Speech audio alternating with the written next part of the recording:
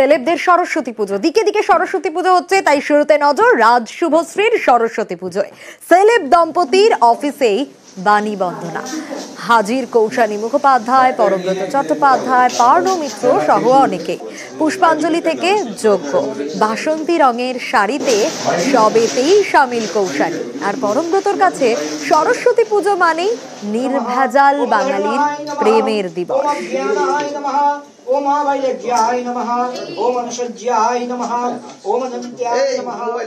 চাইবো মা সরস্বতীর আশীর্বাদ সবসময় আমাদের সকলের মাথায় থাকুক।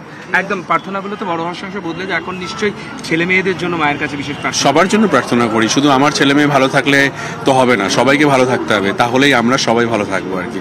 সবার ভালো হোক, সবার মঙ্গল হোক, আমরা ভীষণ পজিটিভিটিতে বিশ্বাস করি, পজিটিভ এনার্জিতে বিশ্বাস করি। সবার হোক, সবাই সরস্বতী দেবী বুদ্ধির দেবী, তো সবার বুদ্ধি হোক, সবার আরও বেশি প্রাণবন্ত হোক আর কি। একদম বিদ্যাং দেহি বুদ্ধিং দেহি, কাজের জন্য নিশ্চয়ই মাকে প্রার্থনা করা, কারণ তোমার নতুন কাজ আসছে।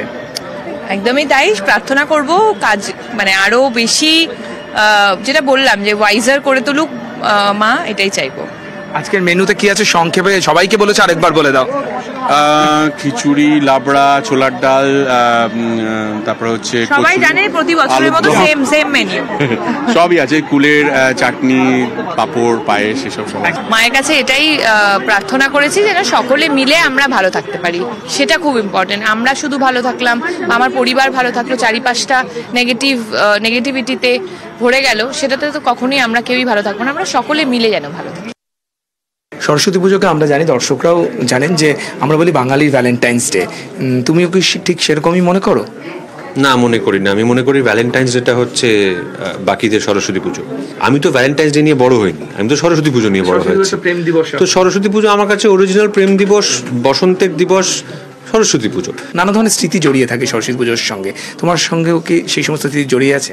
ছাত্রাবস্থায় যেটা হতো সেটা হচ্ছে ওই কুল খেতে দেওয়া হতো না সরস্বতী পুজো না হলে, তো খুব মনে প্রাণে প্রার্থনা করতাম যাতে সরস্বতী পুজোটা তাড়াতাড়ি হয়, না হলে কুলের সিজনটা চলে যাবে আর কি। মেইনলি এটা মনে আছে।